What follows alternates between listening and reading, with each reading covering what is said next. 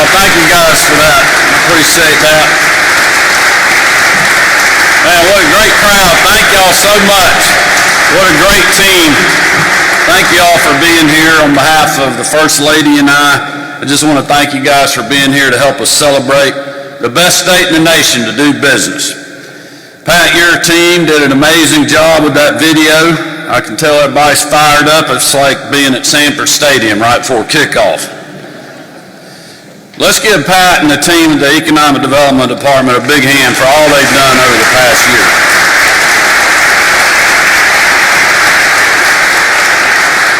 You know, we tell people all the time we live in the best state to live, work, and raise our families in, and that's the great state of Georgia, and I believe that now more than ever. And I want to start by thanking so many of the men and women who have made it that way and who work hard every single day to keep it that way. This list starts with two of the greatest partners we could hope for in economic development, as Pat said, was Speaker David Ralston and Lieutenant Governor Jeff Duncan. I know the Speaker couldn't be here today, but I just want to thank Jeff Duncan. He has been there on every single project when we needed him, and I just appreciate your service and your support. Will y'all please join me in thanking both these guys. These two guys and the member of the General Assembly have been a big part of us continuing to be the #1 state in the country for jobs and opportunity. And I cannot thank the members of the General Assembly for their support as well. If you serve in the Georgia State House or the Georgia State Senate, will you please stand and let us thank you for your support for economic development and good paying jobs in our state.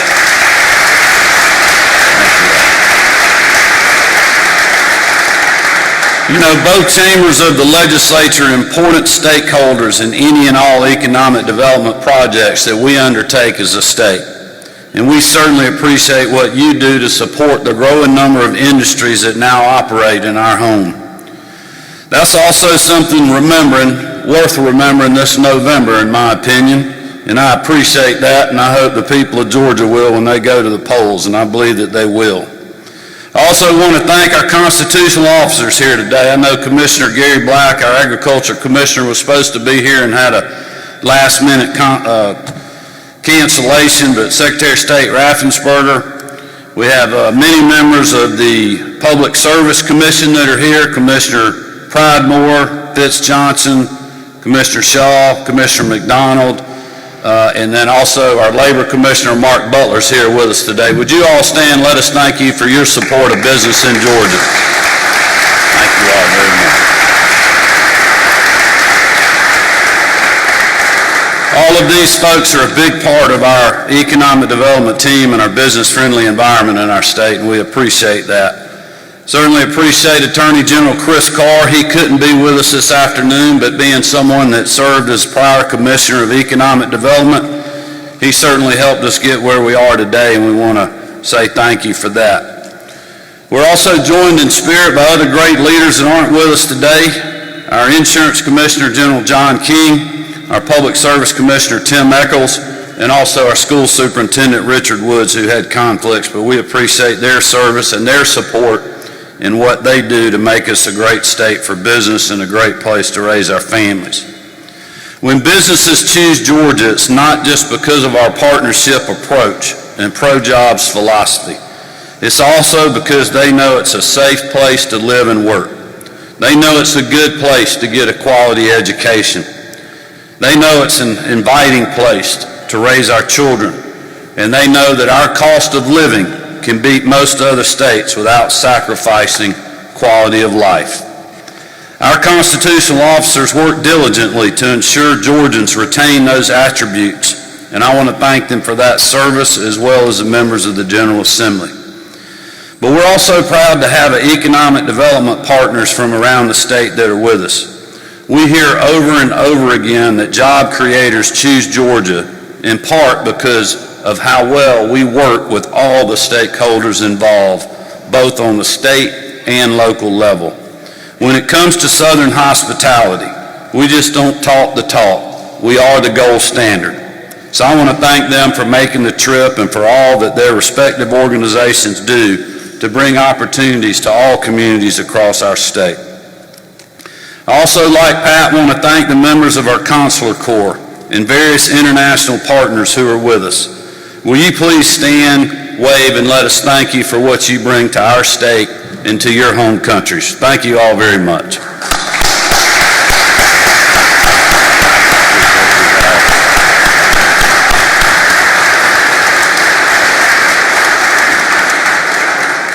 And last but not least, I want to thank the men and women who lead and work in our executive branch agencies. Hard-working public servants like our state patrol and other state law enforcement officers who help keep our communities safe. Those who work to grow and strengthen our infrastructure like roads, bridges, and our nation-leading ports that carry so many Georgia-made products to customers beyond our borders. Those who work in our unrivaled logistics networks, and those who are even now preparing for the next generation of Georgia talent that will succeed in the jobs of tomorrow that we're attracting. As I've said over the past year, these are historic times for the #1 state for business. We have the most people working in Georgia than any time in our history. We have the lowest unemployment rate in our state's history. We have seen unprecedented levels of trade and commerce, as Pat talked about. And on top of all of that, twice in the same fiscal year, I had the honor of announcing the largest economic development project in Georgia history. First with Rivian, and then with Hyundai Motor Group. And thanks to conservative budgeting and careful planning of those here today, our state revenues continue to be at historic levels without raising 1 cent of Georgians' taxes on their people or your businesses. That success has made it possible for us to help ease the burden that Georgians are feeling due to high-sky inflation caused by bad policies coming out of Washington, D.C. We've been able to suspend the state gas tax for 5 months now. We returned over $1.1 billion where it belongs, back into the pockets of hard-working taxpayers. We've enacted, with the help of the General Assembly and a lot of work from those members, I might add, the largest state tax cut in history. And we've put in place something that was worked on for over a decade, Georgia's first career military tax exemption, which we also know will help us further grow our workforce pipeline. And by the way, I would encourage you to stay tuned for more news on that front and things that we have planned for the future to help Georgians further fight through 40-year high inflation and extremely high costs that our citizens are experiencing. These and other measures are needed now more than ever, after those in Washington voted this past weekend to raise taxes on the majority of Americans and businesses while they labor under 40-year high inflation. But while they double down on bad policies in D.C., in Georgia, we'll continue to do what works for our people and our employers. That's why today, I'm proud that we are adding yet another mark on the growing list of achievements for our state. I'm happy to announce that in the fiscal year 2022 alone, Georgia saw a record 51,132 new private sector jobs come to our state and over $21.2 billion of investment come to our communities. Now that is worth celebrating.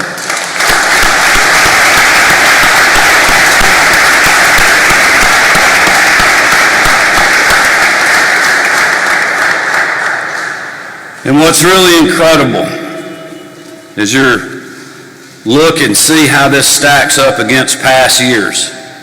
That investment figure I just shared is 94% higher than the previous economic development record that we set last year.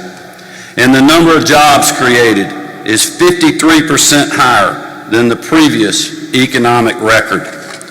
Even if we took out the Hyundai site and the Rivian announcement, those two projects, we still would have set an all-time record for job creation with over 35,000 new private sector jobs in this year alone. It's also worth noting that these numbers are just from economic development projects that the state had a role in bringing in. it doesn't include the total number of new jobs that have come to communities of all sizes across our state. When I first ran for governor, I did so on the promise of bringing jobs and investments to rural Georgia, to the forgotten corners and communities of our state. Because of the men and women here today, we have delivered on that promise. As a small business owner for over 35 years, both Marty and I both, with some of those businesses operating in rural Georgia, I'm proud to know that 85% of the investments and a majority of the jobs created this past fiscal year went to communities outside the metro Atlanta area. And since I took office, we've seen more than 119,960 new jobs and over $42.9 billion in investment come to our communities. Again, the majority of those have gone to communities outside the metro region. I don't know about you, but I'm proud of that record, and the General Assembly should be as well. Speaker Ralston and members of the House Rural Development Council, Lieutenant Governor Duncan, and the state senators who have focused on rural development and technology all have played an important role in us getting to where we are today. I want to thank them again for their hard work and partnership in bringing jobs and opportunities to all parts of our state. Thank you all so much. These are records that we will continue to build on, because as you know, we are never content to rest on our laurels here in Georgia. And if anyone suggests that we aren't delivering on jobs and opportunities for everyone in this state, they should get their facts straight before commenting on things that they simply do not understand. You know, numbers are not like politicians. They don't lie. Rest assured, though we are celebrating today, this doesn't mark an end to our economic development efforts. We are not going to stop. We are not going to slow down. As I said earlier, I feel like it's game day. Well, that's how we're treating each and every day when it comes to bringing more jobs to the hardworking people of this state. It will always be game day here in the best state to do business. So this fiscal year and the four that come after it, we will suit up every day and, as we like to say, keep chopping. Because these numbers are both a new high water mark and a new challenge, Pat. What? With that, I just want to close where I started, and that's to just simply say thank you to all of you, to the great men and women around us today, for all the parts that you have played in this ongoing story of success that is Georgia's economy. I can't thank you enough for how you have been in the fight to both help us save lives, but also remembering it's important that we save livelihoods too. When other states were quick to shut down during the pandemic and slow to open, we reopened quickly as we could and safely doing so, and then we stood strong. We endured heavy criticism by those in the national media and on the federal level for doing so. But as Paul Harvey always told us, now we are seeing the rest of the story.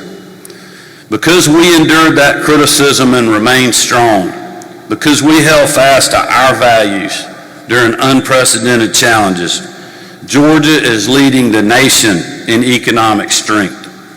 Doers like us know that those who criticize somebody else's record often do so because they have no record of their own. So again, let me thank you all for your hard work each and every day, for refusing never to quit or back down when it comes to making our state the #1 place in the country to live, work, get an education, and raise our families. God bless you all. Thanks for being here, and let's keep chopping. Thank you very much.